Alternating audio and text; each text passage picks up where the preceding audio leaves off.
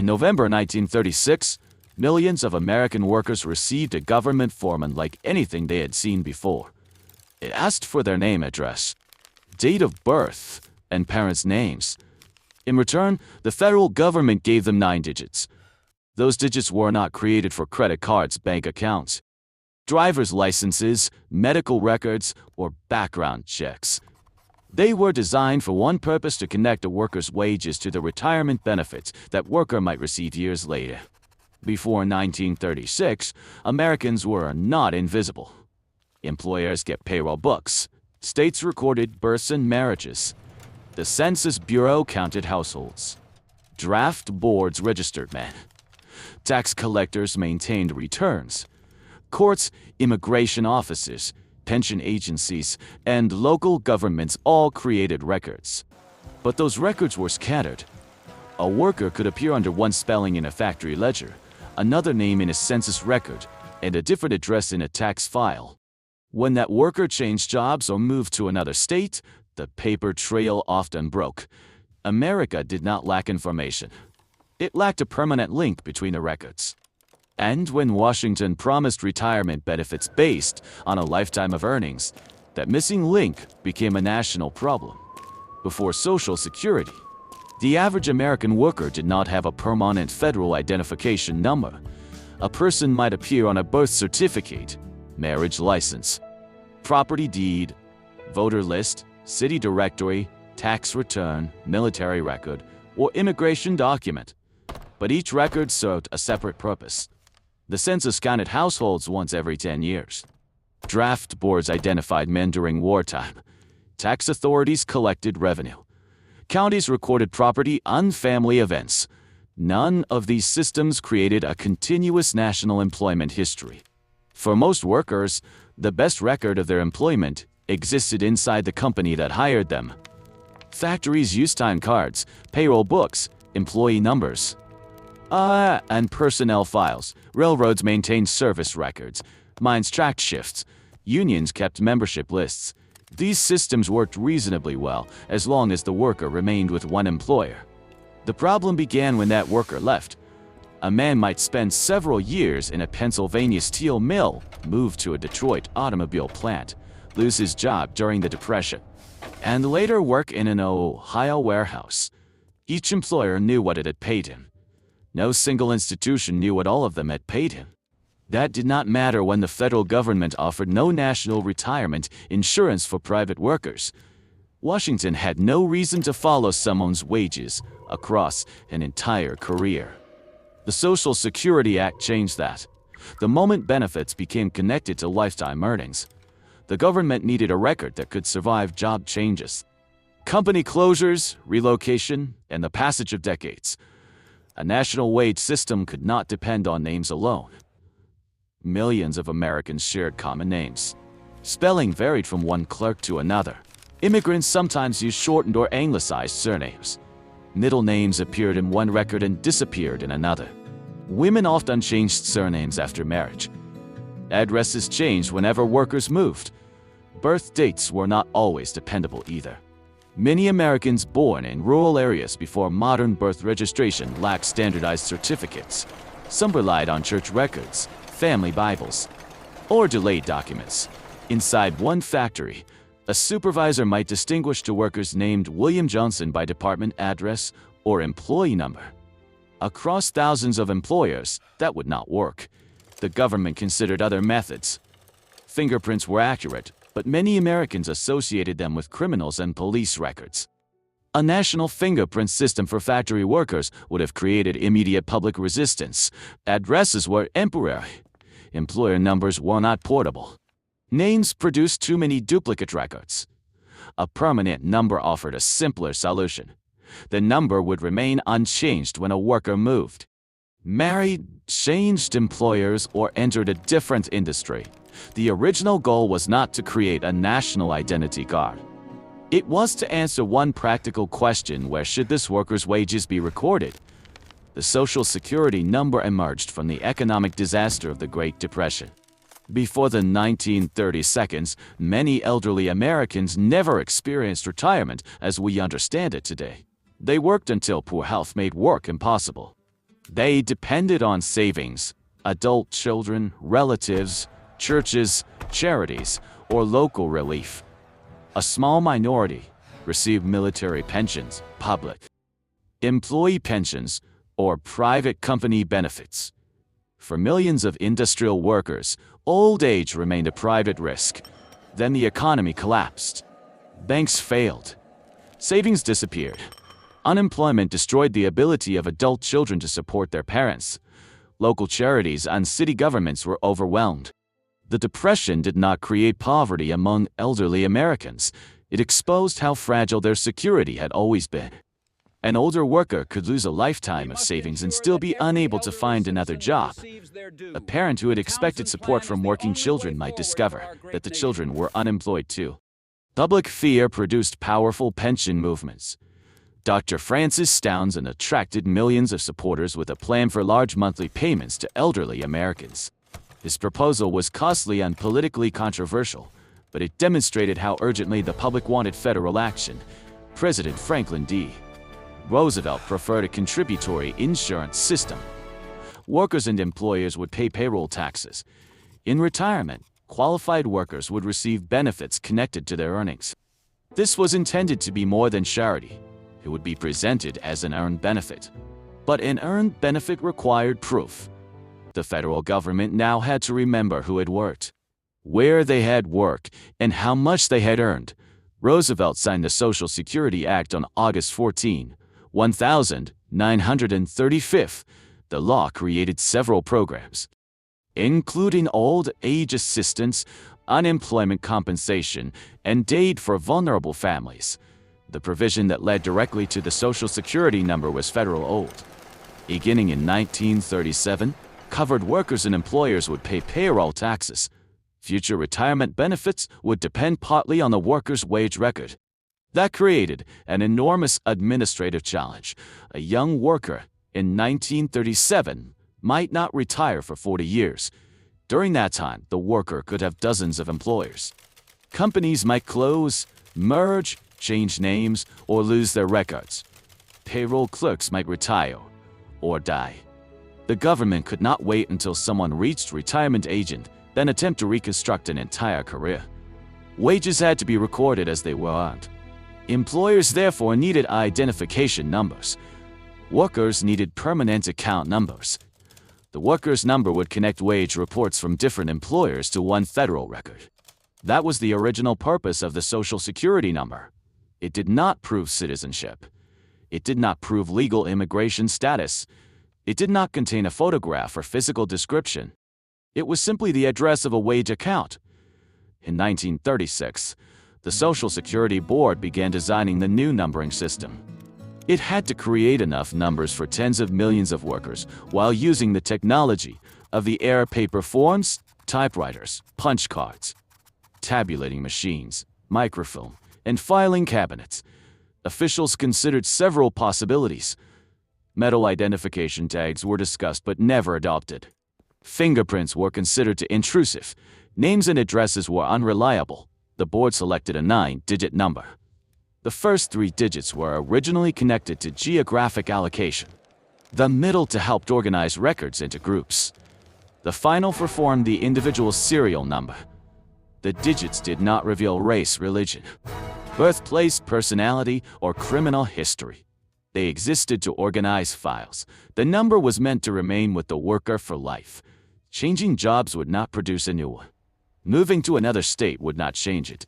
The number belonged to the worker's federal earnings account, not to the employer. But the public remained suspicious. The New Deal had already expanded federal power, and critics warned that Social Security would produce higher taxes and larger bureaucracy. Workers also worried about privacy. The Social Security Board promised that application information would be confidential and used for official purposes. It even warned workers that unauthorized questionnaires distributed by some employers were not part of the federal program. The government had designed the number. Now it had to issue millions of them before payroll taxes began on January 1, 1937. The Social Security Board was too small to register the nation alone. Its solution was the United States Post Office Department. The post office already reached nearly every American community. Mail carriers knew local streets. Businesses, farms, factories, and households. In late 1936, post offices began sending registration forms to employers. Businesses completed from SS to receive employer identification numbers. Workers completed from SS5 to apply for individual social security numbers. The workers' form requested basic identifying information, including name, address, date of birth, and parents' names. Applications could be returned through employers, labor unions, post offices, letter carriers. Postal employees processed the forms at designated typing centers. A clerk entered the worker's information onto official records. The worker then received a small card containing a name and 9-digit number. No photograph, no fingerprint, no proof of citizenship. Just the key to an earnings file. The scale was extraordinary. Within weeks, more than 20 million applications had been received.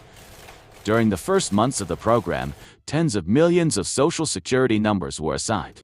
There is no completely certain answer to who received the first card. The system did not begin with one dramatic national ceremony. It began simultaneously across thousands of post offices, with clerks typing cards and mail carriers delivering forms.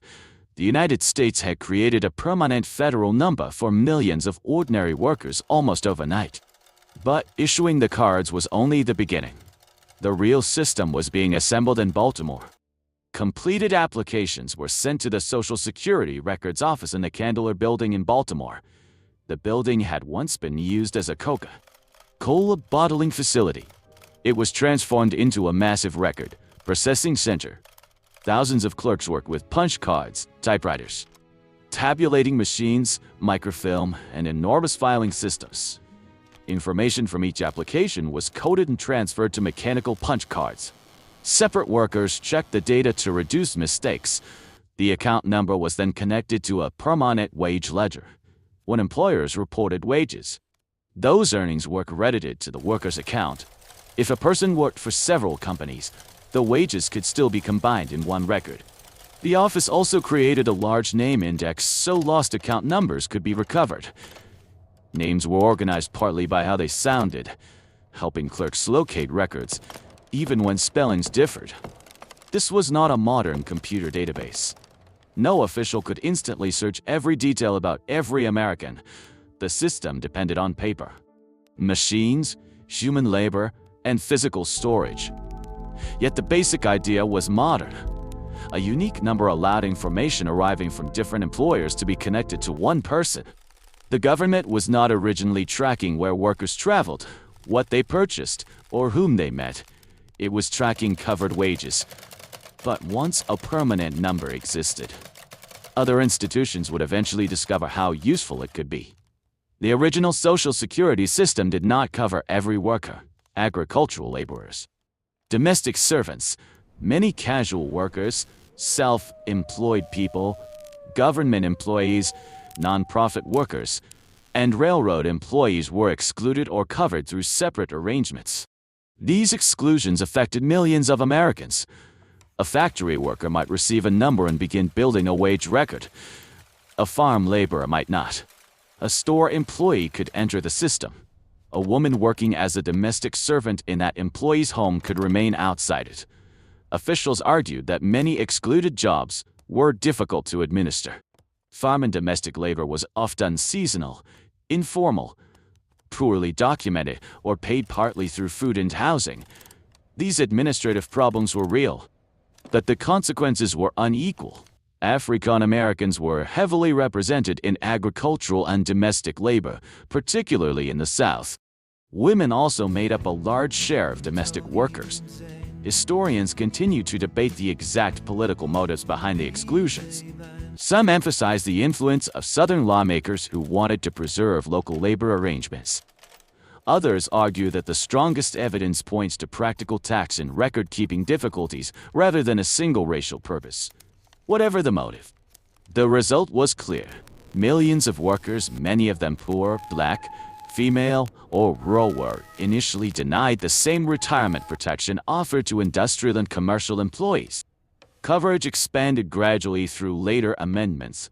Agricultural workers, domestic workers, self-employed people, survivors, spouses, dependents, and disabled workers were added under different rules over time. The Social Security number also spread beyond its original population. At first, it was mainly for workers and covered employment. It was not yet a number automatically issued to nearly every American child.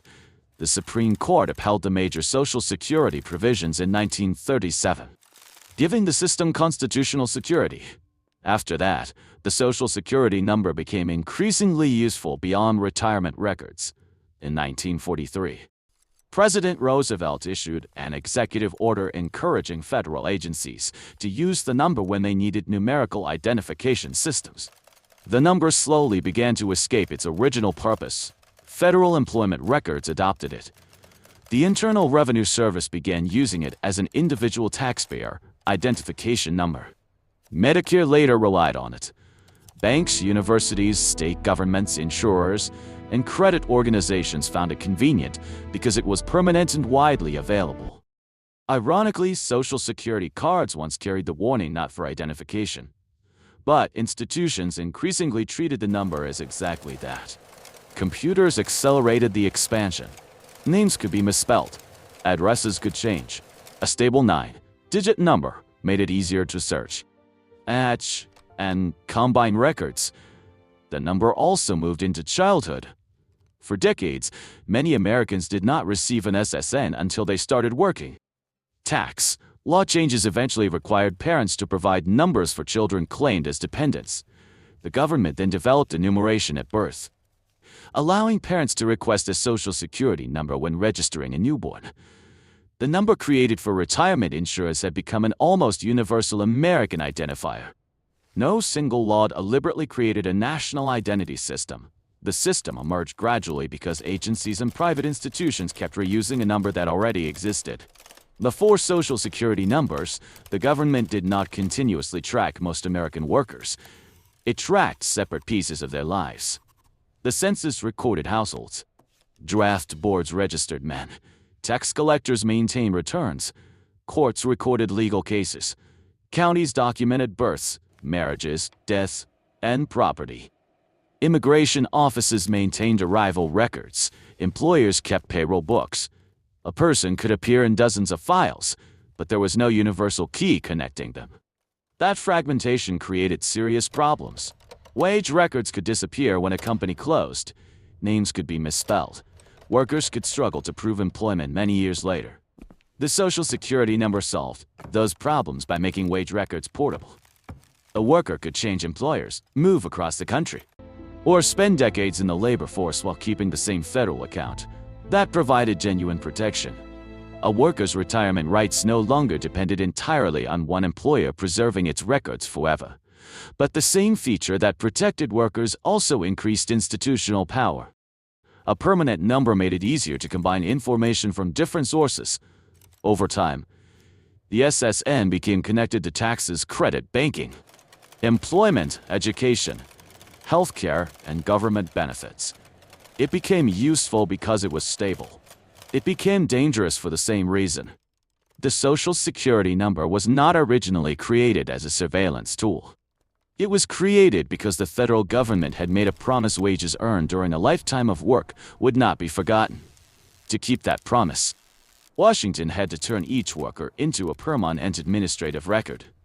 That was the real transformation of 1936. The government did not suddenly learn how to find every American. It learned how to remember them. Before 1936, an American worker was known differently in every institution. To a factory, he was a name on a payroll sheet. To a county, she was an entry in a marriage or property record. To the Census Bureau, they were members of a household counted once every 10 years. There was no single continuous identity following a private worker through an entire career. Social Security changed that. The 9-digit number began as a narrow administrative tool. Its purpose was to connect wages earned today with retirement benefits paid decades later. But once the system existed, its usefulness spread. The number moved from payroll records to taxes, government employment, banking, credit, healthcare, and childhood registration. Modern America did not create its unofficial national identifier through one dramatic law. It grew from a retirement program, a paperwork problem, and a government trying to answer a difficult question: how do you make sure that the wages of millions of workers are never lost? The answer was 9 digits. And those 9 digits eventually changed the relationship between every American and the institutions that record their lives.